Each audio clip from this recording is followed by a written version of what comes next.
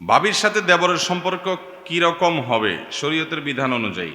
আমাদের সমাজে অনেকে বলে বড় ভাবি মায়ের মতো। এই প্রশ্ন উত্তর বিভিন্ন জায়গায় দিয়েছি ভাই। দেবরের সাথে ভাবির সম্পর্ক হবে কেমন? দেবর যদি পিচ্ছি হয়, 5-6 বছর হয়, তাহলে তো বাবু হিসাব ভিন্ন। কিন্তু দেবর যদি বড় হয়, 10, 12, 14, 15, 16 এর চাইতে বেশি বয়সের হয়, তাহলে সেক্ষেত্রে এই দেবরের সাথে ভাবির সম্পর্ক হবে একজন অপরিচিত পরপুরুষের মতো, বরং তার চাইতে আরো বেশি। কারণ নবী করিম সাল্লাল্লাহু আলাইহি সাল্লামকে জিজ্ঞাসা করা হয়েছিল যে দেবরের সাথে কিভাবে একজন ভাবির আপনার চলাফেরা হবে। নবী সাল্লাল্লাহু আলাইহি সাল্লাম বলেছেন, আল হামবু আল মাউত, দেবর হলো মরণ। মরণ মরণ চিনেন আপনারা? মরণের মতো। মরণরে দেখে যেরকম মানুষ ভয় পায়, দৌড়ে পালায়, ভাবি দেবর থেকে এরকম পর্দা করবে, দূরত্ব বজায় রাখবে, আবার ভাবি থেকে দেবর দূরত্ব বজায় রাখবে। আমাদের সমাজে যত অপকর্ম আছে এগুলোকে বৈধ করার জন্য শয়তান অনেক মুখরোচক স্লোগান দিয়ে দেয় আমাদেরকে। মুখরোচক শুনতে অনেক সুন্দর শোনা যায়। ব্যক্তি স্বাধীনতা, ব্যক্তি স্বাধীনতার নাম দিয়ে অনেক আকাম আছে না নাই? ঠিক একইভাবে দেবর আর ভাবি তাদের পর্দার বিধানটাকে লঙ্ঘন করার জন্য ইবলিসে একটা জাল হাদিস সাপ্লাই করছে আমাদের সমাজে। সে জাল হাদিসটা হলো ভাবি, বড় ভাবি মায়ের মতন, বড় ভাবি মায়ের মতন। আচ্ছা, ভাই যদি মারা যায়, এই ভাবিকে বিয়ে করা যাবে কি যাবে না?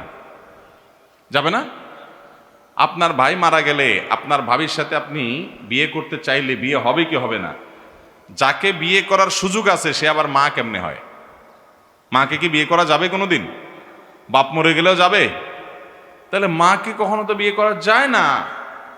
মা হলেন রক্ত। তো ভাবি, সে তো তাকে আপনি তো চাইলে আপনার ভাই মারা গেলে, ভাই তালাক দিলে বিয়ে করতে পারেন, সে সুযোগ হতে পারে। যারে বিয়ে করার চান্স আছে সে আবার মায়ের মতো কেমনে হয়? সে হলো বউয়ের মতো। সে হলো কিসের মতো? মানে একজন আপনার স্ত্রী, তার সাথে যেরকম সম্পর্ক ভাবির সাথে সেরকম সম্পর্ক হওয়ার চান্স আছে। এই জন্য এখানে ফিতনা অনেক বেশি হতে পারে। আমাদের দেশে দেবর ভাবি খুনসুটি। দেবর ভাবি কি খুনসুটি, একটু রসিকতা, একটু মজা। হ্যাঁ, আরেকটা আছে ওই যে শালা, শালি দুলাভাই, শালি দুলাভাই। এগুলো আমাদের সমাজের শরীয়তে জায়েজ। সমাজের শরীয়ত বুঝেন কি? আমাদের দেশে সমাজে মানুষ কিছু দোষে মনে করে না। শ্বশুর শাশুড়ি জামাই আসছে বাড়িতে বেড়াইতে, শালির সাথে হাতাহাতি করছে, দুষ্টমি করছে, পর্দা তো দূরের কথা, দুলাভাইয়ের সাথে যা খাবার নিয়ে যাচ্ছে, নাস্তা নিয়ে যাচ্ছে। বুড়ি শালি, বুড়ি শালি মানে বালেগ হয়ে গেছে, বড় হয়ে গেছে। এই শালি যা রসিকতা করছে, মজা করছে, আবার দুলাভাইয়ের সাথে ওই ঘুরতে যাচ্ছে, চাইনিজ খাইতে যাচ্ছে একান্তে। শ্বশুর শাশুড়ি বুড়াবুড়ি এগুলার কিচ্ছু মনে করে না, মনে করে যে আরে দেবর শালি আর দুলাভাই একটুকু সম্পর্ক হয়। এত বেহায়া হয়ে গেছি আমরা, এত নির্লজ্জ হয়ে গেছি আমরা, যে আমরা এগুলোকে স্বাভাবিক মনে করছি। এগুলোকে বলা হয় দায়ুস, আল্লাযী ইউকিরু ফি আহলি আল খাবাস। যারা তাদের পরিবারে অশ্লীলতা এবং নোংরামিকে সমর্থন করে, এদেরকে বলা হয় দায়ুস। এই জন্য ভাইরা আমার, দুলাভাইদের জন্য শ্যালিকা আর ভাবির জন্য দেবর, এরা হলো মৃত্যুর মতো, মরণের মতো। পর্দা রাস্তায় গেলে একজন মানুষের সাথে যতটা করতে হবে, বাসায় দেবরের সাথে এবং শ্যালিকার সাথে পর্দা তার চাইতে স্ট্রং পর্দা করতে হবে। কারণ ওখানে ফিতনার যদ্দুর হওয়ার ভয় আছে, এখানে আরো বেশি। আমাদের দেশে অনেক মহিলা আছে বাহিরে বোরকা পরেন, হাত মোজা পা মোজা পরেন, কিন্তু বাসা আসলে দেবরের ভাত বেড়ে দেন। আছে না নেই? দেবরের সাথে দেখা সাক্ষাৎ করেন, পর্দা পশিদা করেন না। মুরব্বীরা যারা, আপনারা এগুলোকে সমর্থন করেন। বরং অনেক মুরব্বীরা আছে ওই বৌমাকে বাধ্য করে যে তোমার দেবরের জামাটা ধুয়ে দাও, দেবরের ভাতটা বেড়ে দাও, হ্যাঁ, দেবরে নাস্তাটা দাও, পানিটা আগায় দাও। এগুলোকে আরো বরং অনেক শ্বশুর শাশুড়ি আছে নির্দেশ করে। এই শ্বশুর শাশুড়ি তারা শরীয়তের বিধান জানে না, যে নিজেরা হারাম করছেন, হারাম করতে সহযোগিতা করছেন। একইভাবে ওই যে শ্বশুরবাড়ির কথা বলছি পুরুষ মানুষের জন্য, যে সে তার শালিকের সাথে ইয়ারকি ফাজলামি করে, মুরব্বীরা সেটাকে মনে করে না এটা হবে, দুলাভাই শালি এতটুকু হয়। খবরদার, অন্য জায়গার থেকে এখানে পর্দা আরো বেশি করতে হবে। শরীয়তের বিধান না মানার কারণে কয়দিন পরে দেখা যায় যে ওই ভাবির হাত ধরে দেবর পালায় গেছে। ঘটে কি ঘটে না? সবাই তো আর পালায় না, অনেকে তলে তলে গুনাহে লিপ্ত হয়, অনেকে পালায় যায়। হয়তো দুই একজনকে আল্লাহ তাআলা গুনাহ থেকে হেফাজত রাখেন, কিন্তু মনের গুনাহ, মনের জেনা, চোখের জেনা, সেটা থেকে তো বাঁচার কোনো উপায় নাই। অতএব মুরব্বীরা, বাবারা ভালো করে শুনে রাখেন, পরিবারে পর্দার বিধানটা খুব ভালো করে মানবেন। অনেক মুরব্বী চাচা আছেন, এই লম্বা দাড়ি, মাথায় সেজদা করতে করতে কপালে দাগ পড়ে গেছে, মাগার বৌমাকে নিজের ছেলের সাথে পর্দা না করতে বাধ্য করে। খুব গুনাহের কথা। এই সমস্ত মুরব্বীদেরকে বলা হয়, বুড়াদেরকে বলা হয় দায়ুস। এরা জান্নাতে যাবে না যারা তাদের পরিবারের বেপর্দাকে সমর্থন করে। অতএব আমাদের পরিবারের মহিলাদেরকে, পুরুষদেরকে আমরা পর্দা করতে সাহায্য করবো তো ইনশাআল্লাহ। যৌথ পরিবারে ভাবি আর দেবর পর্দা কিভাবে করবে? সেটা উত্তর হলো যে যৌথ পরিবার যদি হয়, এমন ভাবে পর্দা লাগায় দিবে, বেড়া দিবে, ওয়াল দিবে, যে ভাবি যেখানে চলাচল করবে দেবর সেখানে যাবে না। যদি ওইদিকে যাইতে হয় অনুমতি নিয়ে যাবে, একটু আসতেছি ভাবি, তাহলে ভাবি একটু সরে যাবে, তারপর তিনি যাবেন। আবার ভাবি যদি সামনের দিকে আসতে হয় তো অনুমতি নিয়ে আসবেন, পর্দা করে আসবেন এবং বোরকা পরে আসবেন, অথবা ঢেকে ঢুকে আসবেন। এক কথায় পর্দা মেনটেন করবেন। চেষ্টা করলে যৌথ পরিবারও পর্দা করা সম্ভব। আর যদি নিয়ত না থাকে, সদিচ্ছা না থাকে, তো অনেক বড় বড় বিল্ডিং এর মধ্যে দু চারজন থাকলেও পর্দা করা যায় না। এটা হলো ইচ্ছার ব্যাপার। কেউ যদি ইচ্ছা করে ওই সামান্য সামর্থ্যের মধ্যেও পর্দা করা যায়। আল্লাহ আমাদেরকে তৌফিক দান করুন।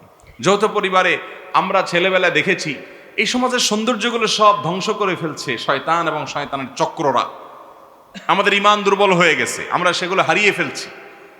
দেখা যেত যে কয়েকটা ঘর আছে বা একটা ঘরে যৌথ পরিবারে ভাবি আছে, বোন আছে, মাহরাম, গায়রে মাহরাম অনেকে আছেন। তো সেখানে পুরুষরা বাহির থেকে আসলে গলা পরিষ্কার করে সালাম দিয়ে আসতো, আসসালামু আলাইকুম।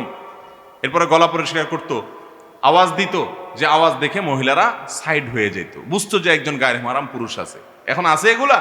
পারলে আরো সামনে বসে বসে আড্ডা মারে, এবং ওই আড্ডা মারার পরিণতিও ভোগ করছে। ঘরে ঘরে জেনা, ঘরে ঘরে সংসারে অশান্তি, সংসার ভেঙে যাচ্ছে, পরকীয়া হচ্ছে, ভুল বোঝাবুঝি হচ্ছে। পরকীয়ার যে মহামারী গোটা সমাজে ছেয়ে গেছে, এর একমাত্র কারণ হলো বেপরদিগি, আর কিচ্ছু না।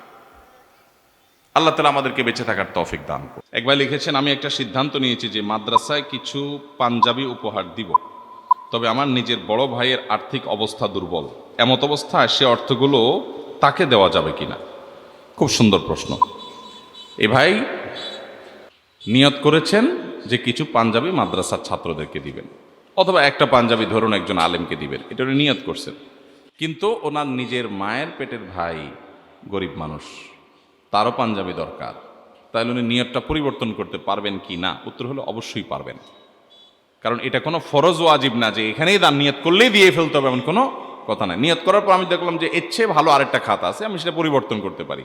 হ্যাঁ, যদি মানত হয় এবং মানতটা বিশুদ্ধ হয় তখন সেটা পুরো করা ওয়াজিব। যেমন আপনি মানত করলেন, আল্লাহ আমি যদি সুস্থ হই বা আমার এই কাজটা যদি হয়ে যায়, তাহলে আমি মাদ্রাসায় গরিব বাচ্চাদেরকে বা গরিব মানুষদের মধ্যে এই জিনিসটা বিতরণ করব। আপনি নিয়ত করছেন, যদি এটা হয়, সে কাজটা হয়ে গেছে, তখন কিন্তু আপনার মানত পুরা করা ওয়াজিব হতে পারে। যখন ওয়াজিব হবে মানত পুরা করা, তখন কিন্তু সেটা আপনি নিয়ত পরিবর্তন করতে পারবেন না। আর এমনি মানত টানত না, এমনি নিয়ত করছেন যে আল্লাহ আমি এমনি দেব, হতে পারে, ওইটা পরিবর্তন হলে কোনো গুনাহ হবে না, বরং পরিবর্তন করা উচিত। কারণ আপনার আত্মীয় স্বজন যদি গরিব দুঃখী থাকে, তাদেরকে না দিয়ে আপনি যদি কি করেন, বাহিরে মানুষকে দেন, তাহলে সেটা উত্তম হবে না। নবী করিম সাল্লাল্লাহু আলাইহি ওয়াসাল্লাম বলেছেন, আস-সাদাকাতু আলাল মিসকিনিস সাদাকাহ, সাধারণ মিসকিন অভাবী মানুষকে দান করলে সাদাকার সওয়াব পাবেন, দানের সওয়াব পাবেন। ওয়াস-সাদাকাতু আলা যিল কুরবা আও ওয়াস-সাদাকাতু আলা যাবিল কুরবা সিলাতুন ওয়া সাদাকাহ, আর যদি রক্ত সম্পর্কীয় গরিবকে দান করেন ডাবল সওয়াব পাবেন। এক হলো সম্পর্ক রক্ষা করলেন এর সওয়াব, আর একটা হলো দানের সওয়াব। তাহলে দুই রকমের সওয়াব পাওয়া যাবে। এই জন্য আমাদের আত্মীয় স্বজনের ভিতরে যদি কেউ বেশি গরিব থাকে তাদেরকে অগ্রাধিকার দিতে হবে। আবার এর মানে এই না যে সারা জীবন শুধু সব ওই ভাই ব্রাদারকে দিতে থাকবেন আর দুনিয়ার কারোর দিকে তাকাবেন না, সেটা কিন্তু না। দেখতে হবে কোথায় নিড বা প্রয়োজন বেশি আছে, সেটাকে অগ্রাধিকার দিতে হবে। কথা কি বুঝাতে পারছি? এরপরে প্রশ্ন হলো, আমি ফরজ নামাজের শেষ বৈঠকে তাশাহুদ না পড়ে অন্য সূরা পড়ে ফেলেছি, এক্ষেত্রে আমার করণীয় কি? আপনি শেষে সিজদা সাহু দিবেন, নামাজ হয়ে যাবে ইনশাআল্লাহ। যদি তাশাহুদের জায়গায়, আত্তাহিয়াতুর জায়গায় অন্য সূরা পড়ে ফেলছেন, তাহলে সেক্ষেত্রে আপনি শেষে কি দিবেন? সিজদা সাহু দিয়ে দিবেন, নামাজ হয়ে যাবে ইনশাআল্লাহ। এরপর প্রশ্ন হলো, পা চুয়ে সালাম দেওয়ার বিধান কি? এটা আমাদের দেশে বহুল প্রচলিত একটা কালচার, একটা সংস্কৃতি, যে মুরব্বীদেরকে পা ছুঁয়ে সালাম দিতে হয়। বিশেষ করে নতুন জামাই আসলে শ্বশুর শাশুড়ি অন্যদের পা ছুঁয়ে সালাম দিতে হয়। আমরা এটা বিভিন্ন জায়গায় জবাব দিয়েছি। সালাম হয় মুখে, সালামের জন্য কোনো পায়ে হাত দেওয়ার দরকার হয় না। আসসালামু আলাইকুম ওয়া রাহমাতুল্লাহ, এটা হলো সালাম। এই সালাম শিখিয়েছেন আমাদেরকে প্রিয় নবী সাল্লাল্লাহু আলাইহি সাল্লাম। এছাড়া পাও ধরতে হবে সালাম দিতে গিয়ে, এরকম কোনো শিক্ষা কোরআন হাদিসে দেওয়া হয় নাই। এটা হিন্দুদের চরণধুলি নেওয়া, চরণধুলি মানে পায়ের ময়লা নেওয়া, মুরব্বীর পা থেকে ধুলা নেওয়া। সেটা আবার মুসলমানদের মধ্যে আসছে পদধুলি নেওয়া, ওখান থেকে আসছে পা ছুঁয়ে সালাম করা। কথা বুঝতে পারছেন? তো এটা কোনো ইসলামের নির্দেশ না। হ্যাঁ, মুরব্বীদেরকে শ্রদ্ধা করে তাদের কপালে চুমু খাওয়ার কথা, পায়ে চুমু খাওয়ার কথা কোনো কোনো বর্ণনায় পাওয়া যায়, সেটা নিয়ে আলোচনা আছে দীর্ঘ। কিন্তু সালামের সাথে এর কোনো সম্পর্ক না যে এটা দিয়ে আমি সালাম দিলাম। মুশকিল হলো, নতুন ছেলেরা বিয়ে করার পর, নতুন বিয়ে করার পর যদি শ্বশুরদের পা ছুঁয়ে সালাম না দেয়, শ্বশুরা মনে করে বেয়াদ্দব ছেলে, মনে করে কি করে না। এটা যেহেতু বুঝে না শ্বশুররা, এই জন্য তাদেরকে শ্রদ্ধা সেভাবে করতে হবে। তাদের সামনে কাচুমুচু করবেন, হ্যাঁ, মুস্কি হেসে কথা বলবেন, সবকিছু আগায় জোগায় দিবেন।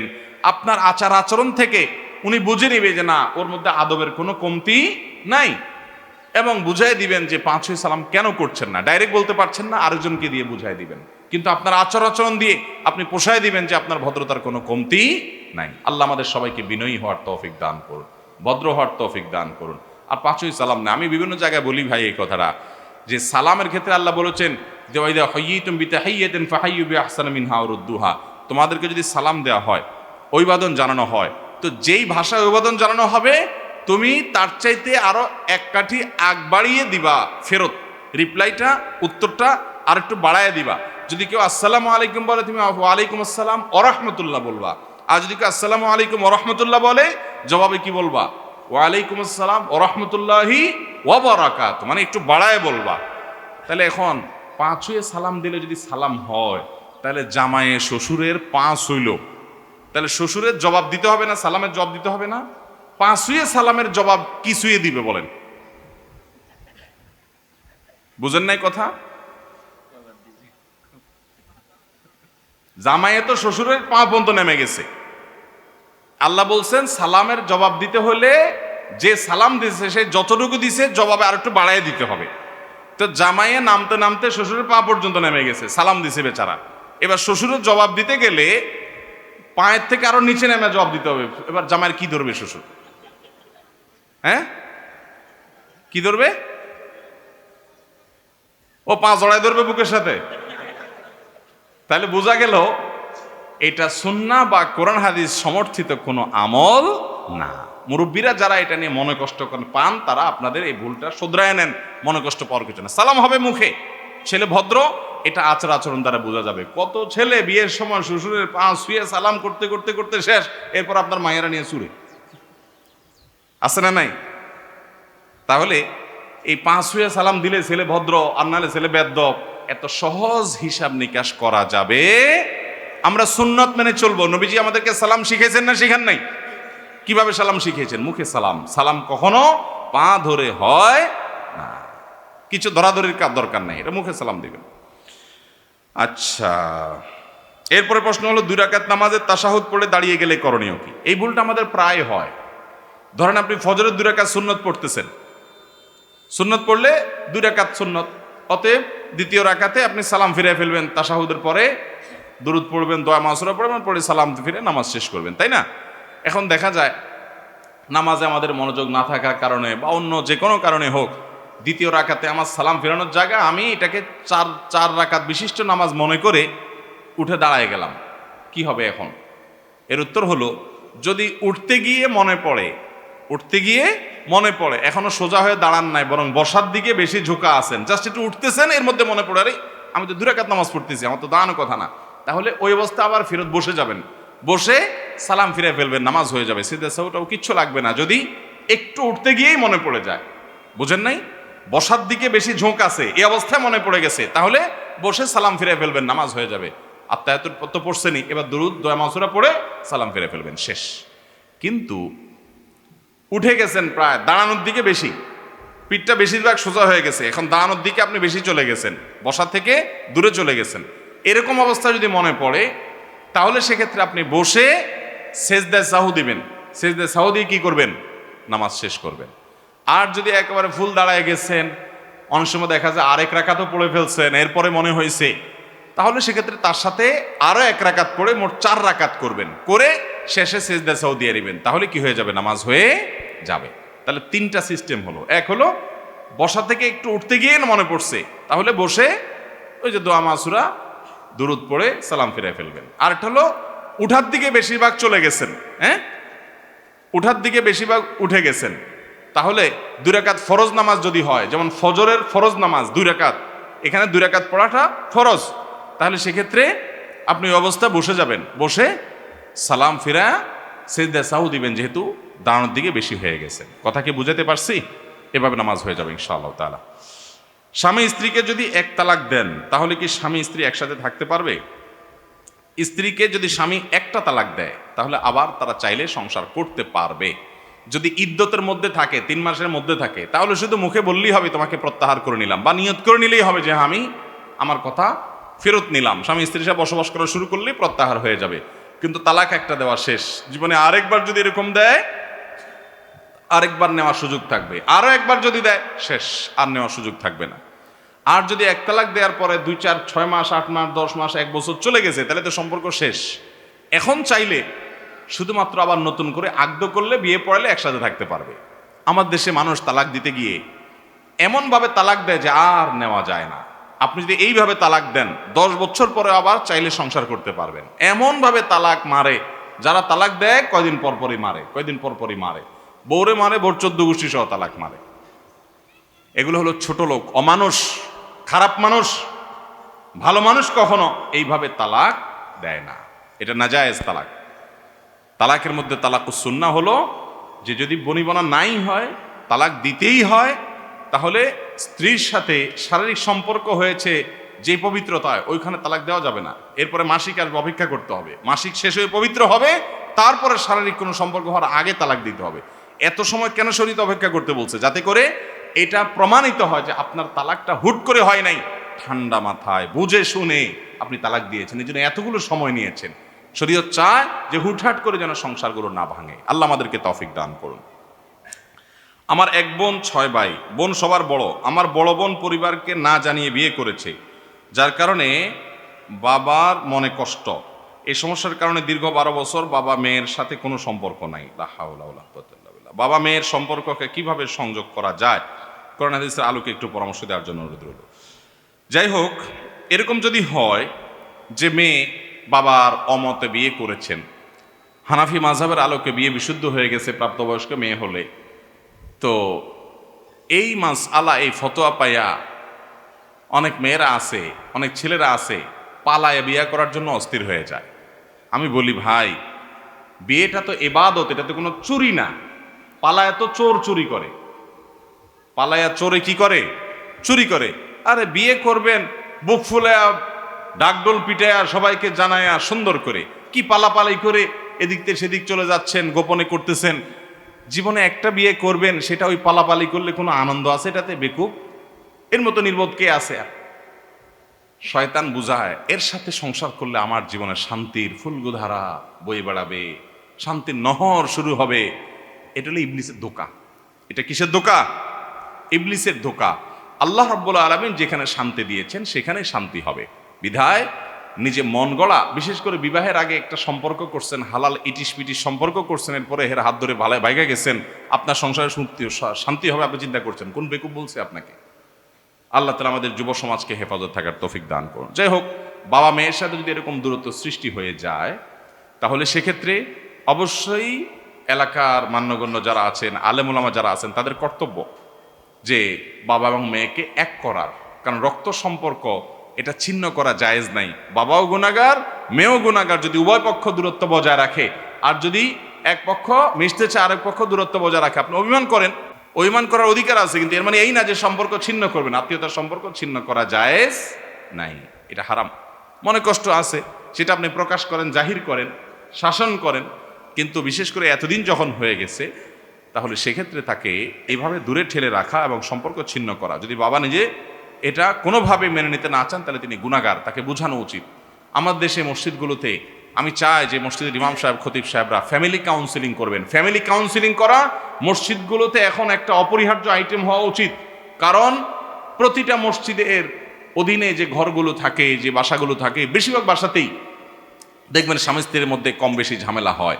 এই ঝামেলাগুলো যখন চরম পর্যায়ে যায়, ইমাম সাহেবরা তারা মসজিদে এমন সিস্টেম থাকা উচিত যে আন্তরিকভাবে তাদের মধ্যে মধ্যস্থতা করার জন্য উদ্যোগ গ্রহণ করবেন, এবং এই উদ্যোগ গ্রহণটা সমাজে জানাজানি হবে। স্বামীর প্রয়োজন হলে তিনি ডাকবেন, স্ত্রীর প্রয়োজন হলে তিনি ডাকবেন, প্রয়োজনে পরামর্শ চাইবেন, এভাবে উদ্যোগ নেওয়া উচিত। তাহলে ইনশাআল্লাহ সমস্যার সমাধান হওয়া সম্ভব। যে সমস্ত বিয়ের মধ্যে নাচনাওয়ালি এনে গান বাজনা করা হয়, সেই বিয়ের ব্যাপারে নসিহত করুন। বিয়ের মধ্যে নাচনাওয়ালি এনে গান বাজনা করা হয়, এই বিয়ে অভিশপ্ত বিয়ে। এই বিয়েতে কোনোদিন বরকত হবে না, কল্যাণ হবে না। আমাদের এই যে দাম্পত্য সম্পর্কগুলো ভালো যাচ্ছে না, বিয়ে ভাঙতে ভাঙতে ভাঙতে খানখান হয়ে যাচ্ছে, এবং বিয়ে হতে দেরি, ঝগড়া হতে দেরি নাই স্বামী স্ত্রীর মধ্যে। এটার মূল কারণ হলো আমাদের বিবাহগুলোতে হারামের ছড়াছড়ি। হারাম মুক্ত বিয়ে হলে সেখানে বারাকা হবে, বরকত হবে, আল্লাহ তাআলা বরকত দিবেন। হারাম মুক্ত বিয়ে হলে আপনার বিয়ে উপলক্ষে গান বাজনা হারাম জিনিস ভরায় ফেলছেন, তো আল্লাহ লানত পাওয়ার জিনিস থাকলে সেখানে কিভাবে আল্লাহ রহমত আশা করেন? এজন্য বিবাহকে গুনাহ মুক্ত করতে হবে। যুবকরা চেষ্টা করবো তো ইনশাআল্লাহ। যারা বিয়ে করেন নাই, প্রতিজ্ঞা করেন যে আমার বিয়ে উপলক্ষে কোনো ব্যান্ড পার্টি, ডিজে পার্টি, শয়তানি পার্টি কোনো কিছু হবে না, আমি গুনাহমুক্ত বিয়ে করব ইনশাআল্লাহ। একটি লাশকে একবারের বেশি জানাজা দেওয়া কি শরীয়তে জায়েজ আছে? একজন মানুষের একটা জানাজা হবে, একটার বেশি জানাজা শরিয়া সম্মত নয়। এটাই হলো সুন্নাহ, যে একটা মানুষের একবার কি হবে, জানাজা হবে। যদি কারোর জানাজা হয়ে গেছে, জানাজা যার, তার একেবারে কাছের আত্মীয়, লাশের যে অভিভাবক, যেমন বাবা মারা গেছেন ছেলে অভিভাবক, ছেলে মারা গেছেন বাবা অভিভাবক, এরকম খুব কাছের কেউ রক্ত সম্পর্কীয় যে লাশ অভিভাবক, সে মিস করেছে জানাজা, তাহলে সেক্ষেত্রে তার সৌজন্যে আরেকটা জানাজা হতে পারে, তিনি ইমামতি করবেন, তার সাথে অন্যরা সামিল হয়ে যাবেন। বাকি একটা লাশকে বারবার করে জানাজা দেওয়া, এটা সুন্নাহসম্মত কাজ না। ইসলামে পাতানো ভাই বোন অথবা ধর্মের ভাই বোন জায়েজ আছে কিনা? ইসলামে কোনো পাতানো ভাই বোন বা ধর্মের ভাই বোন বলতে কোনো ভাই বোন নাই। ভাই বোন একটাই, সেটা হল রক্তের ভাই বোন। এছাড়া যত ভাই বোন আছে সব 2 নম্বর ভাই বোন। সব কয় নম্বর ভাই বোন? 2 নম্বর ভাই বোন। শয়তান নেক্সট সুরতে ধোকা দেয়, বলে যে আমার পাতানো ভাই, আমার ধর্মের ভাই। কত ধর্মের ভাইয়ের হাত ধরে ধর্মের বোন পালাই গেছে। হারামে কখনো শান্তি থাকতে পারে না। অতএব এই পাতানো ভাই, ধর্মের ভাই বলতে কিচ্ছু না শরীয়তে। যদি এরকম কারোর মনের ভিতরে আসে, কোনো যদি ছেলে আইসা কোনো মেয়েকে বলে আপনাকে বোন ডাকছি, বোন, আর বোনে যদি আপনার ভাই ডাকছি, তাহলে বুঝবেন যে এটা ইবলিসে পাঠাইছে। এটা কে পাঠাইছে? এটা ইবলিসের দূত হিসাবে, রাষ্ট্রদূত হিসাবে আসছে। এগুলোকে সাথে সাথে বয়কট করতে হবে। একজন গায়রে মাহরাম পুরুষ, একজন গায়রে মাহরাম নারী কখনো ভাই বোন হতে পারে। হ্যাঁ, মুসলমান হিসাবে ভাই বলে সম্বোধন করলো, মেয়ে পর্দায় থাকে তাকে বোন বলে সম্বোধন করতো, সেটা আরেক জিনিস। কিন্তু না, ওই যে ভাই বোনের জন্য যেরকম মোহাব্বত, রক্ত সম্পর্ক, অনেক এরকম পাতায় না ভাই বোনে আছে, নিজের আসল ভাই বোনের খবর নাই, ওই নকল 2 নম্বরটা নিয়ে যত সব মাখামাখি আছে না নাই? আবার এরকম ধর্মের বাপ ডাকে, আছে ধর্মের বাপ ডাকে, এগুলো সবগুলো 2 নম্বরের। শরীয়তে এগুলোর কোনো অবস্থান নাই, নাজায়েজ কাজ এগুলো। মসজিদে বিয়ে পড়ানো ভালো নাকি ছেলে মেয়েদের বাড়িতে আগদ হওয়া ভালো? এদিকে মসজিদে বিয়ে হওয়াকে ভালো মনে করে না, আমাদের এদিকে মেয়ের অনুমতি নিতে কাজী সাহেব যায়, সাথে আরো অনেকজন নন মাহরাম পুরুষ যায়। এটা কতটুকু শরীয়ত সম্মত? খুবই গর্হিত এবং নিকৃষ্ট কাজ এটা। মেয়ের অনুমতি নিতে কোনো কাজী সাহেবের যাওয়ার দরকার? মেয়ের অনুমতি, মেয়ের বাবা থাকতে আবার কিসের কাজী সাহেব? মেয়ের ভাই থাকতে আবার কিসের কাজী সাহেব? গায়রে মাহরাম মেয়ের সাথে দেখা করতেই পারবে না, জায়েজই হবে না। সেখানে আমাদের দেশে বেশিরভাগ বিয়েতে এই কাম করে, যে কাজীর সাথে আবার মানুষ একটা দুইটা যায়। এগুলো দূরে বাইরে বাইন্দা পিটাই দিয়ে যদি জোর করে যেতে চায়। বুঝতে পারছেন কথা? বিয়ে বিশুদ্ধ হওয়ার জন্য এগুলো জরুরি না, বরং এগুলো কুসংস্কার, এগুলো ভুল। মেয়ের অনুমতি, মেয়ের বাপ যদি জিজ্ঞেস করেন, মা তোমাকে অমুকের সাথে বিয়ে দিচ্ছি, এই ফ্যামিলি, তুমি তো জানো সব কিছু, মেয়ে যদি আলহামদুলিল্লাহ বলে, বাস বাপ আয়সা বলবে আমার মেয়ে অনুমতি আসছে, যথেষ্ট, আর কিছু লাগবে না। মেয়ের বাপ আয়সা মেয়ের পক্ষ থেকে প্রস্তাব দিবে অথবা কবুল বলবে, যথেষ্ট। আলাদা লোক দরকার নাই এখানে দুজন যাওয়ার, তাও আবার গায়রে মাহারাম। গায়রে মাহারামে তো যাওয়াই জায়েজ নাই, কাজী হিসাবে তো এখানে ঢোকারই পারমিশন নেই। এগুলো আমাদের সমাজের অনাচার, এগুলো আমাদের সমাজের কুসংস্কার। ঠিক একইভাবে আপনার মসজিদে বিয়ে হওয়া জায়েজ কিনা বা বাসা হওয়া উত্তম কিনা, কোথা হওয়া উত্তম, একটা হাদিস আছে, আলিনু হাদান নিকাহ ওয়াজআলুহু ফিল মাসাজিদ, তোমরা এই বিয়েকে প্রচার করো। ওই যে যারা পলায় পলায় বিয়ে করেন তারা জেনে রাখেন, হাদিসে আসছে আলিনু হাদান নিকাহ, এই বিয়েকে তোমরা কি করো, প্রচার করো। হাদিসের এই অংশ বিভিন্ন দ্বারা সাবেত, কিন্তু পরের অংশটা ওয়াজআলুহু ফিল মাসাজিদ, এটা নিয়ে মুহাদ্দিসরা অনেকে আপত্তি করেছেন। অনেকে বলেছে এটা জয়ীফ হাদিস, যে মসজিদে বিয়ে করো। যেন মসজিদে বিয়ে হলে হতে পারে, বাড়িতেও হতে পারে, এটাতে কোনো দোষের কিছু নাই। কিন্তু কোন কোন রেওয়ায়েত থেকে মসজিদে বিয়ের ব্যাপারে নির্দেশনা আসছে, কিন্তু সেই রেওয়ায়েতগুলোর বিশুদ্ধতাটা নিয়ে প্রশ্ন তুলেছেন অনেক মুহাদ্দিসগণ, যার কারণে মসজিদে বিয়ে হতে হবে এমন কোনো কথা নাই, বাসা বাড়িতে বা যে কোনো জায়গায় আগদ হতে পারে। এরপরে প্রশ্ন হলো, জামাতে নামাজ পড়ার সময় রুকু না পেয়ে ইমাম সাহেব পরের রাকাতের জন্য যতক্ষণ পর্যন্ত দাঁড়াননি বা বসেননি ততক্ষণ পর্যন্ত তাকবীরে তাহরিমা না বেঁধে দাঁড়িয়ে থাকে, এ ব্যাপারে জানতে চাই। জামাতে নামাজ পড়ার সময় যারা রুকু পান নাই, তারা, যেটা হয় আর কি আমাদের দেশে, আমি সিনারিওটা বলার চেষ্টা করি, প্রথমে দৌড় দেয়, আইসে ইমাম সাহেবরা ধরার চেষ্টা করে রুকুতে, ধরতে পারলো না, ও শিট, ইমাম সাহেব রুকুতে পারলাম না, বেটা উঠে গেছে ইমাম বেটা। যখন দাঁড়ায় গেছে ইমাম মাথা সোজা করে ফেলতে, তখন এবার দাঁড়ায় দাঁড়ায় মোবাইল টিপে অথবা দাঁড়ায় থাকে, আর যুক্ত হয় না। কেন যুক্ত হয় না? যুক্ত হয় লাভ কি? রাকাতটা তো কাউন্ট হবে না, লাভ কি? তার চেয়ে দাঁড়ায় থাকি, তামু খাই। তো এবার ইমাম সাহেব সেজদা দিয়ে উঠে রাকাত শেষ করে আবার পরের রাকাতে উঠলে তখন যায় যোগ দেয়। আছে না অনেকে এই কাজটা করে? খুবই খারাপ কথা এটা। কেন? কারণ নামাজ যদি আপনি যুক্ত হয়ে যান, রাকাতটা কাউন্ট না হোক, আপনি একটা সেজদা পাবেন, তাসবিহ পাবেন জামাতের সাথে, এর সওয়াব হবে কি হবে না? একটা সেজদা খায়রুম মিনাদ দুনিয়া ওয়া মা ফিহা, কত মর্যাদা একটা সেজদার। আপনি দাঁড়ায় থাকলে কি সওয়াব হচ্ছে।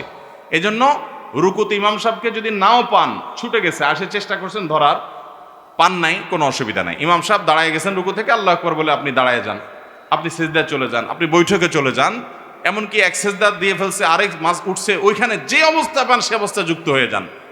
আপনার 2 সেকেন্ডও যদি নামাজে সামিল হন জামাতের সাথে, তার সওয়াব পাবেন কি পাবেন না? দাঁড়ায় থাকলে কিসে সওয়াব পাবেন? এটা ভুল। তাহলে রুকুতে ইমাম সাহেবকে আয়সা ধরতে পারেন না, এই জন্য দাঁড়ায় থাকবেন যে আবার দাঁড়াক তারপরে আমি যোগ দিব, এটা ভুল। যে অবস্থা আছে সে অবস্থা যুক্ত হয়ে যেতে হবে, যদিও রাকাত কাউন্ট হবে না রুকুতে না পেলে। আর রুকুতে ধরার জন্য ইমাম সাহেবকে দৌড় দিবেন না, আস্তে আস্তে যাবেন। নবী সাল্লাল্লাহু আলাইহি ওয়াসাল্লাম বলেছেন, ফামশু আলাইকুম বিসাকিনা, ইমামকে ধরার জন্য তোমরা আস্তে আস্তে যাবে, ধীরস্থিরতার সাথে যাবে, তাড়াহুড়া করে যাবে না। ফামা আদরাকতুম ফাসাল্লু ওয়া মা ফাতাকুম ফাতিমু, এরপরে যা পাইছো তা পড়বা, আর 2-1 রাকাত ছুটে গেলে সেটা পরে পড়বা। আল্লাহ আমাদেরকে সঠিকটা আদায় করার তৌফিক দান করুন। সর্বশেষ প্রশ্ন, আমি প্রায় জায়গায় দেখি যে সিগারেট খেতে খেতে অজুখানা পর্যন্ত যায়, তারপরে অজু বানায়, এরপরে সিগারেটের প্যাকেট নিয়েই মসজিদে প্রবেশ করে। আবার দেখি আর কিছু মানুষদের দেখি মসজিদ থেকে বাহির হতে না হতেই সিগারেট ধরানো শুরু করে।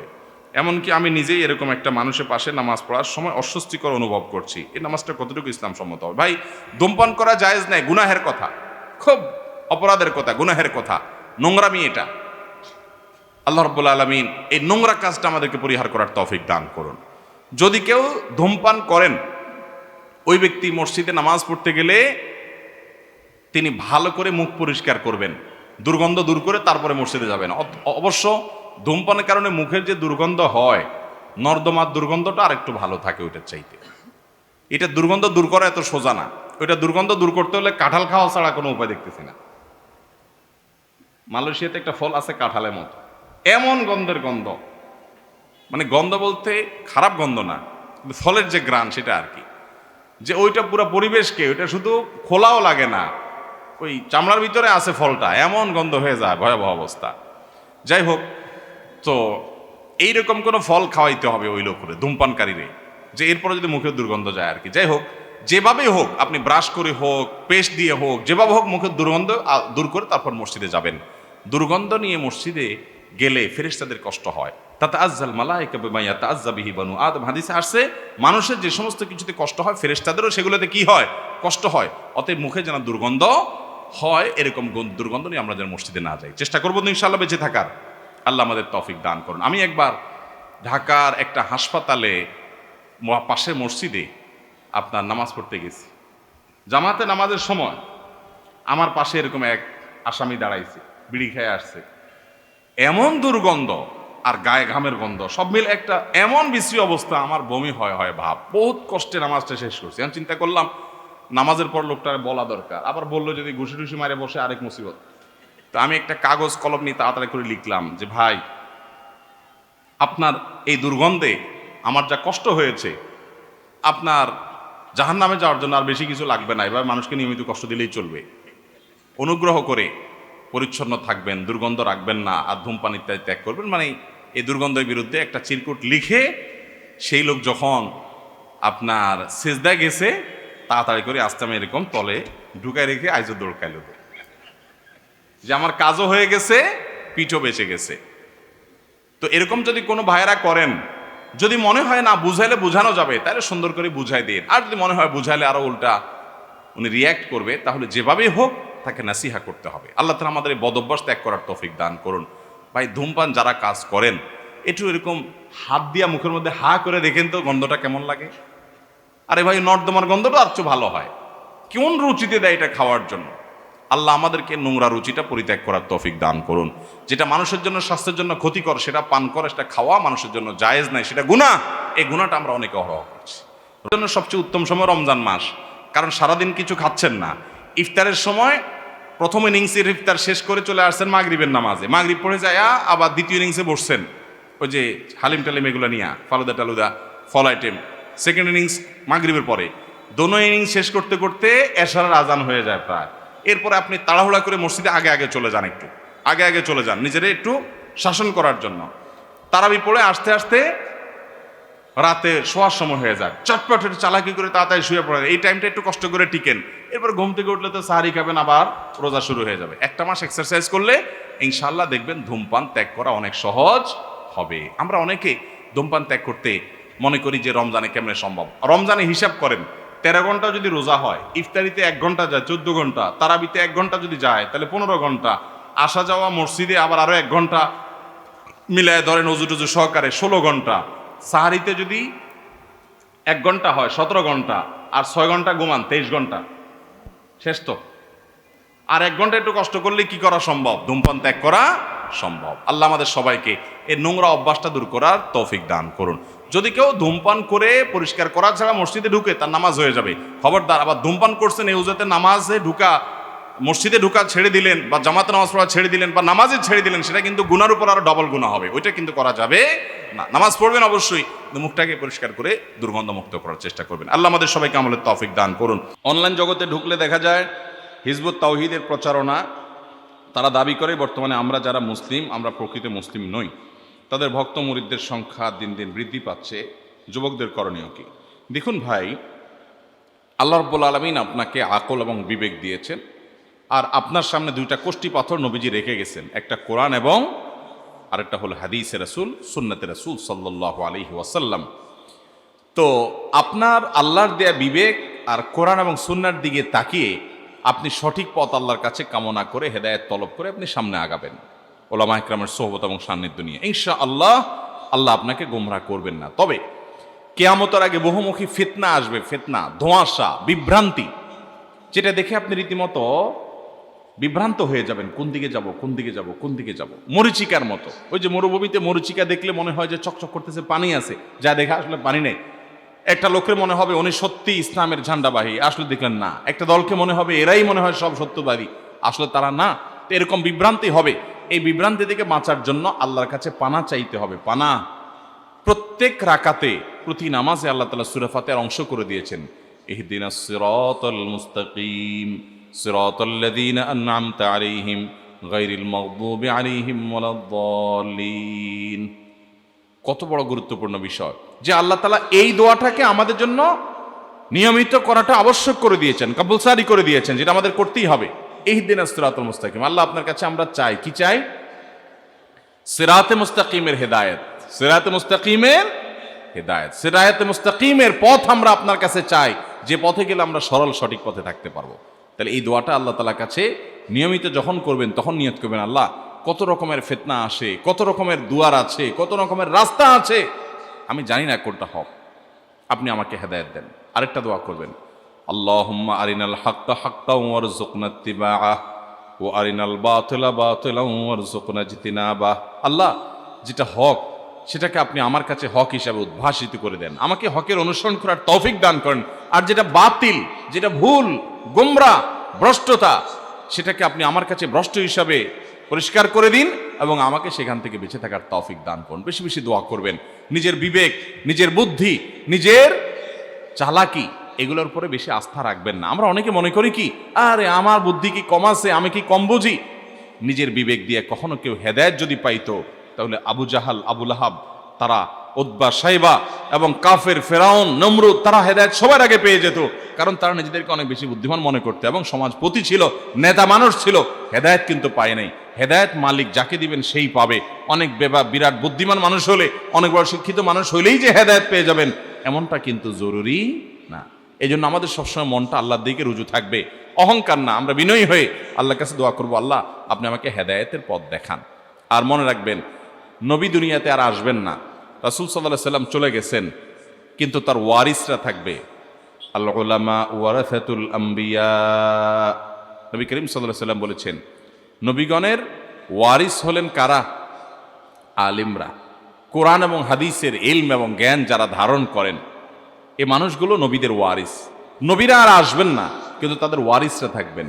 এই ওয়ারিসরা যারা ওয়ারাসাতে নবুয়তের ধারক বাহক, তারা কোরআন অনুযায়ী মানুষকে আহ্বান করে, হাদিসের দিকে মানুষকে আহ্বান করে, মন গড়া কোনো মতবাদের দিকে না, এবং কোরআন হাদিসের আলোকে নিজেরাও চলে, অন্যদেরকেও পরিচালিত করে। এটার উপরে তাদের ব্যক্তি জীবনে আমলও আছে, তারা শুধু মুখে ওয়াজ করে না, সেগুলোর বাস্তবায়ন তাদের মধ্যে আছে।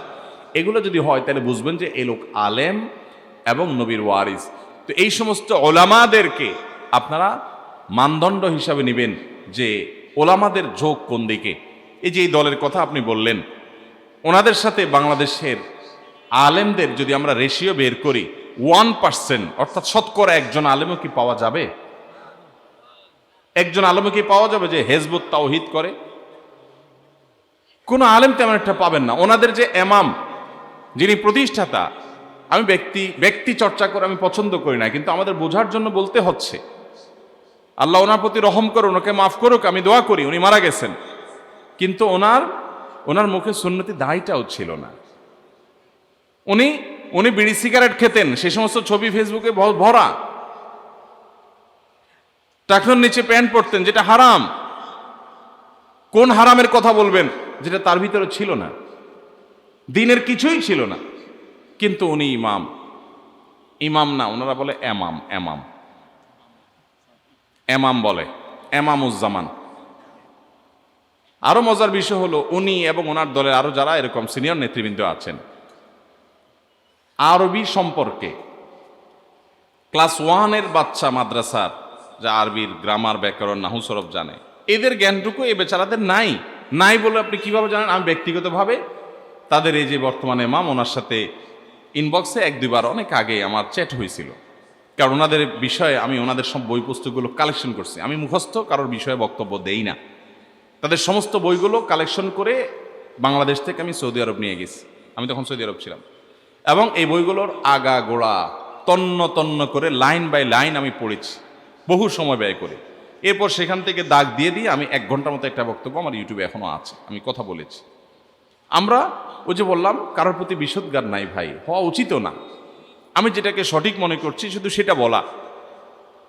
সেটার আলোকে যখন বক্তব্য দিয়েছি, তখন উনি আমাকে নক করেছিলেন, কিছু কথা হয়েছে, আমার ওই আইডিটা নষ্ট হয়ে গেছে। যাই হোক, তো আমি সেখান থেকে বুঝলাম যে আল্লাহর বান্দা, কোরআন হাদিস বোঝার জন্য তো আরবি জানতে হবে, এই আরবির প্রাথমিক ধারণাটুকুও নাই। এমনকি ওনারা যখন ওই যে কোরআনের 2-1টা আয়াত তেলাওয়াত করেন, তখন আপনারা শুনে দেখেন যে আপনার মক্তবের বাচ্চা যে মাত্র নুরানি কায়দা পড়ে আপনার আম পড়া শুরু করছে, ও দেখবেন যে কোরআনটা আরো একটু সুন্দর করে সহি করে পড়তে পারে। তাহলে কোরআন হাদিস সম্পর্কে একেবারে প্রাইমারি লেভেলের ধারণাও যদি না থাকে, তারা কিভাবে আবার কে সঠিক মুসলিম আর কে বেঠিক মুসলিম ঠিক করে দিতে পারে? এটা বোঝার জন্য কি খুব বেশি পণ্ডিত হওয়ার দরকার আছে? আল্লাহ তাআলা যে বিবেক দিয়েছেন, বিবেকটা খরচ করলে যথেষ্ট হয় না? যথেষ্ট হয়। আপনি কয়টা জিনিস দেখবেন, নবী করিম সাল্লাল্লাহু আলাইহি ওয়াসাল্লাম একটা হাদিস শুনে রাখেন। তিনি বলেছেন, মান ক্বালা হালাকান নাস ফাহুয়া আহলাকুহুম, মান ক্বালা হালাকান নাস ফাহুয়া আহলাকুহুম, যে বলবে সব মানুষ নষ্ট হয়ে গেছে, ওই হলো সবচেয়ে বড় নষ্ট। সবাইরে গোমরা ফতোয়া দেনওয়ালা মানুষটা হলো সবচেয়ে বড় গোমরা। প্রকৃত ইসলাম ওনাদের মতে মক্কা মদিনায়ও নাই, মক্কা মদিনায়ও বাইতুল মুকাররমের খতিব সাহেব প্রকৃত ইসলামের উপরে নাই। বাংলাদেশের যত বড় বড় মাদ্রাসা, যত বড় আলেম ওলামা আছেন, কওমি বলেন আর আলিয়া বলেন, দেওবন্দি বলেন আর আহলে হাদিস বলেন, বা অন্য যত ইসলামিক ঘরানার আলেম ওলামারা আছেন, কেউ হকের উপরে নাই। হকের উপরে আছেন ওই এমামুজ্জামান সাহেব, এমামুজ্জামান সাহেব। ওনারা ইসলামও বলে না, বলে ইসলাম। তাহলে ভাই, ইসলাম যে বিকৃত করে ফেলছে, দেখেন নামটাই বিকৃত করে ফেলছে, ইসলাম নাম দিছে এবং এমামুজ্জামান নাম দিছে। নবী করিম সাল্লাল্লাহু আলাইহি সাল্লাম দাজ্জাল সম্পর্কে যে হাদিস বলেছেন, সেখানে স্পষ্টভাবে বলেছেন দাজ্জাল এক ব্যক্তি, তার কপালে কাফের লেখা থাকবে, সে আসবে, তাকে হত্যা করবে ঈসা আলাইহিস সালাম, ইমাম মাহদী ঈসা আলাইহিস সালামের নেতৃত্বে তার যুদ্ধ হবে, এবং কার পরে কে আসবে সব বিস্তারিত বিবরণ হাদিসে দেওয়া আছে। ওনারা বলেন না, দাজ্জাল কোনো মানুষ টানুষ না, এটা হলো ইহুদি খ্রিস্টান সভ্যতা। মানে নবী করিম সাল্লাল্লাহু আলাইহি সাল্লামের হাদিসকে এইভাবে যদি অস্বীকার করে, এরপরে আপনি দেখেন নবী করিম সাল্লাল্লাহু আলাইহি সাল্লাম বলেছেন দাড়ি লম্বা করো। এখন একজন সাধারণ মুসলমান না করলো সেটা একটা ব্যাপার, কিন্তু আপনি ইসলাম উদ্ধার করতে আসছেন দুনিয়াতে, সব মানুষকে গোমরাহ ফতোয়া দিতে আসছেন। আপনি মুফতি সাহেব মানুষ, আপনার নিজেরই যদি দায় না থাকে, আপনার নিজেরই যদি টাকনোর নিচে পায়জামা প্যান্ট থাকে, এবং আপনার নবী করিম সাল্লাল্লাহু আলাইহি সাল্লাম নামাজের জন্য আমাদেরকে যে খুশু করতে বলছেন, ওনাদের নামাজের ভিডিও দেখছেন আপনারা, ফেসবুকে দেখছেন, লেফট রাইট, এটা কি নামাজ না তামাশা? এভাবে নামাজ পড়লে তাহলে কি নামাজের ভিতরে খুশু আর খুজু থাকে? এটা তো রীতিমতো লেফট রাইট করা, মনে হচ্ছে ধমক দিচ্ছেন কাউকে, আল্লাহু আকবার। তাদের নামাজটা দেখছেন ভিডিও আপনারা, এটা ধমকা ধমকি ব্যাপার সেবার মনে হচ্ছে। আরে ভাই, নামাজে তো বিনয় খুশু টপ করে পড়বে, ধীরস্থিরতার সাথে পড়বে। নবী করিম সাল্লাল্লাহু আলাইহি সাল্লামের নামাজে পা ফুলে যেত, এত লম্বা সময় দাঁড়িয়ে কিরাত করতেন, রুকুতে গেলে আর উঠতে চাইতেন না, সিজদায় গেলে আর উঠতে চাইতেন না, এত সময় দিতেন। আরে লেফট রাইট মার্কা নামাজ, এটা কি নামাজ? এভাবে ইসলামের প্রত্যেকটা জিনিসকে বিকৃতি করছেন কিয়ামতের আগে। এখন তো এই একটা নাম শুনছেন হিজবুত তাওহীদ, এরকম আরো কত বাইর হবে। নাম দিছে হিজবুত তাওহীদ, মানে তাওহীদের দল। আরে সুবহানাল্লাহ, তাওহীদ শব্দটা, এটার ব্যাকরণগত বিশ্লেষণও জানেন কিনা আমার সন্দেহ আছে, যে তাওহীদ শব্দটা কোত্থেকে আসছে, এর মূল ধাতু কি, এটার অর্থ কি। যাই হোক, আমাদের মধ্যে এইরকম বিভ্রান্ত দল আজকে আসছে, শুধু তা নয়, কিয়ামত যত নিকটবর্তী হবে বিভ্রান্ত গ্রুপ, বিভ্রান্ত দল, বিভ্রান্ত মানুষের সংখ্যা আস্তে আস্তে বাড়তে থাকবে। নবী করিম সাল্লাল্লাহু আলাইহি সাল্লাম বলেছেন যে ইহুদিরা ৭২ দলে বিভক্ত হয়েছে, ওয়াতাফতারিকু উম্মতি আলা ৭৩ মিল্লাহ, আমার উম্মত ৭৩ দলে বিভক্ত হবে, কুল্লুহুম ফিন্নারে ইল্লা মিল্লা ওয়াহিদা, সবাই জাহান্নামে যাবে, তবে একটা গ্রুপ আছে আমার উম্মতের মধ্যে, তারা জান্নাতে যাবে। সেই গ্রুপটা কারা? তাদের নাম কি, তাদের মার্কা কি, তাদের টাইটেল কি, তাদের ব্যানার কি, তাদের দেশ কি? এর উত্তর হলো নবী করিম সাল্লাল্লাহু আলাইহি ওয়াসাল্লাম এর কোনোটাই বলেন নাই। উনি শুধুমাত্র আলামত বলেছেন, আলামত, যে মার্কা ওইটা বলেছেন, তাদের চিহ্ন বলেছেন, যে তাদের আলামত হলো মা আনা আলাইহি ওয়া আসহাবি। নবীজি সাল্লাল্লাহু আলাইহি ওয়াসাল্লাম বলেছেন, আমি যে আদর্শের উপরে ছিলাম, শুধু এটা খোঁজে যে নবীজি কি বলেছেন, উনি কি করেছেন, যেহেতু আল্লাহ পাঠানো মডেল উনি। লাকাদ কানা লাকুম ফি রাসূলিল্লাহি উসওয়াতুন হাসানাহ, রাসূলের মধ্যে উত্তম আদর্শ, রাসূল কি করেছেন এটা যারা খুঁজে বেড়ায়, হাদিসের আলোকে যারা চলে, এবং আসহাবি, এবং আমার সাহাবীদের বাতানো পথে যারা চলে, অর্থাৎ জামাআতুস সাহাবা যেটাকে বলা হয়, সাহাবীদের মৌলিক যে ফ্লো, তাদের যে আপনার তাদের যে মানহাজ, তাদের যে পদ্ধতি, সেটাকে যারা অনুসরণ করে, এই মানুষগুলো মুক্তির পথে থাকবে। এই মানুষগুলো বিভিন্ন দেশে আছে, বিভিন্ন দলে থাকতে পারে, বিভিন্ন বলয়ে থাকতে পারে, মার্কা যার মধ্যে আছে সেই নাজাতপ্রাপ্ত ইনশাআল্লাহ।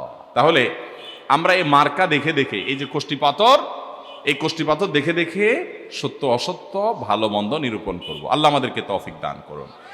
একটা জিনিস দেখবেন, এই লোকগুলোর সবচেয়ে বড় কাজ হলো আলেমদের বিরুদ্ধে বিশুদ্ধার করা। শুধু এরা না, যত বাতিল সারা পৃথিবীতে আছে, এদের মূল কাজ হলো হয় নবী সাল্লাল্লাহু আলাইহি সাল্লামের চরিত্র নিয়ে আপত্তিকর কথা বলবো যদি ইসলাম বিদ্বেষী সরাসরি কাফের গোষ্ঠী হয়, আর যদি নামধারী মুসলমানের লেবাসধারী হয় তাহলে তার ওটা বললেন আমার লেবাসধারী হতে পারবে না, তখন দেখবেন শুধু আলেমদের বিরুদ্ধে বিশুদ্ধার করবে আর কিচ্ছু না। এবং তারা আলেমদেরকে বলে আলেমরা ধর্ম ব্যবসায়ী, আলেমরা নাকি ধর্ম ব্যবসায়ী। কেন? ইমামতি করে টাকা নেয়, মাদ্রাসা শিক্ষকতা করে টাকা নেয়, এই জন্য তারা ধর্ম ব্যবসায়ী হয়ে গেছেন। আমার প্রশ্ন হলো, ওনাদের অনেকগুলো ম্যাগাজিন আছে, পত্রিকা আছে, এগুলো ওনাদের ধর্ম প্রচারের অংশ। এইগুলো যারা করে, এগুলোতে যারা খাটে পরিশ্রম করে, এদের কোনো বেতন টেতন দেওয়া লাগে না, এগুলো বাতাসে বাতাসে হয়ে যায়।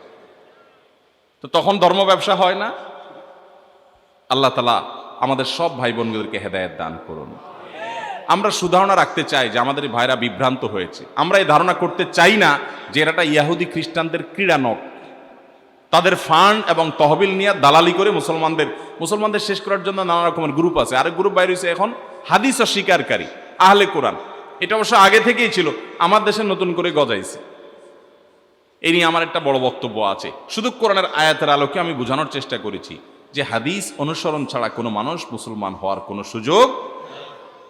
আল্লাহ তাআলা কোরআনে সবকিছু ইনিশিয়াল বলেছেন সংক্ষেপে, এর ব্যাখ্যাতা হিসেবে রাসূলকে পাঠিয়েছেন। রাসূলকে কেন পাঠিয়েছেন? যদি হাদিস মানাই না লাগে তাহলে রাসূলের কোনো দরকারই ছিল না। তাহলে আল্লাহ তাআলা আসমান থেকে জিবরিল দিয়ে কোরআন পাঠাই দিতেন, কাবার সাথে বা সবাই দেখে আমল করতেন। ভাইরা আমার, কিয়ামতের আগে ঈমান ধরে রাখা বড় কঠিন। এই জন্য নামাজের শেষ বৈঠকে দোয়ায়ে মাসুরের জায়গায় একটা দোয়া পড়বেন। নবী সাল্লাল্লাহু আলাইহি ওয়াসাল্লাম পড়তেন, আল্লাহুম্মা ইন্নী আউযু বিকা মিন আযাবিন নার ওয়া আযাবিল কবর ওয়া আউযু বিকা মিন ফিতনাতিল মাহইয়া ওয়াল মামাত ওয়া আউযু বিকা মিন শাররি ফিতনাতিল মাসীহিদ দাজ্জাল। আল্লাহ, আপনার কাছে জাহান্নাম থেকে পানা চাই, কবর থেকে আযাব থেকে পানা চাই। আল্লাহ, জীবনের ফিতনা, দুনিয়ার ফিতনা, এগুলো থেকে পানা চাই। ফিতনা এগুলো ধোঁয়াশা, বিভ্রান্তি, কত মানুষ আটকা পড়ে যায়, কত শিক্ষিত মানুষ আটকা পড়ে যায়, আফসোস লাগে। আমার এলেম, ইবলিসের এলেম ইবলিসকে বাঁচাইতে পারছে? পারবে না ভাই। ইভেন আপনি কোরআন হাদিসের এলেম এক গাদা নিয়ে রাখছেন, তারপরও আপনি হেদায়েত পেয়ে যাবেন, এত সোজা না। হেদায়েতের মালিক একমাত্র আল্লাহ। কাঙ্গাল হতে হয়। আজকাল তো সবাই নিজেরটা নিয়ে অহংকারের কিছু না ভাই। আমি ভুলটাকে ভুল জানবো, কিন্তু অহমিকা নয়, দম্ভ নয়। অন্যকে তাচ্ছিল্য করা বা বিশেষ করে অন্যকে অপমান করা বা অন্যকে আপনার তো ছোট করার জন্য জান জীবন দিয়ে লেগে পড়া নয়। বরং আপনি ভুলকে ভুল বলবেন, সঠিককে সঠিক বলবেন, যৌক্তিকভাবে, সুন্দরভাবে, বিনয়ের সাথে। আল্লাহ আমাকে আপনাকে সেই তৌফিক দান করুন। এবং ফিতনা সংকলের সময়ে আল্লাহ আমাদেরকে ফিতনা থেকে বেঁচে থাকার তৌফিক দান করুন। আমরা হককে আঁকড়ে ধরার তৌফিক দান করুন। দুটা জিনিস আঁকড়ে ধরবেন ভাই। নবী সাল্লাল্লাহু আলাইহি ওয়াসাল্লাম বলেছেন, তারাকতু ফীকুম আমরাইন লান তাদিল্লু মা তামাসসাকতুম বিহিমা কিতাবাল্লাহি ওয়া সুন্নাত রাসূলি। দুটা জিনিসকে যদি তোমরা আঁকড়ে ধরো, তোমরা কেউ কখনো গোমরা হবে না। এক হলো আল্লাহর কালাম, আর একটা হলো নবী সাল্লাল্লাহু আলাইহি ওয়াসাল্লামের হাদিস। ভাই আমার, এই একটা কোষ্ঠীপাত, এই দুইটা কোষ্ঠী পাথরকে আঁকড়ে ধরেন যে কোরআনে আছে কিনা, নবী সাল্লাল্লাহু আলাইহি ওয়াসাল্লাম করেছেন কিনা। ওলামাদের ব্যাখ্যা বিশ্লেষণ নিয়ে, তাদের সোহবত সান্নিধ্য নিয়ে আগাইতে থাকেন।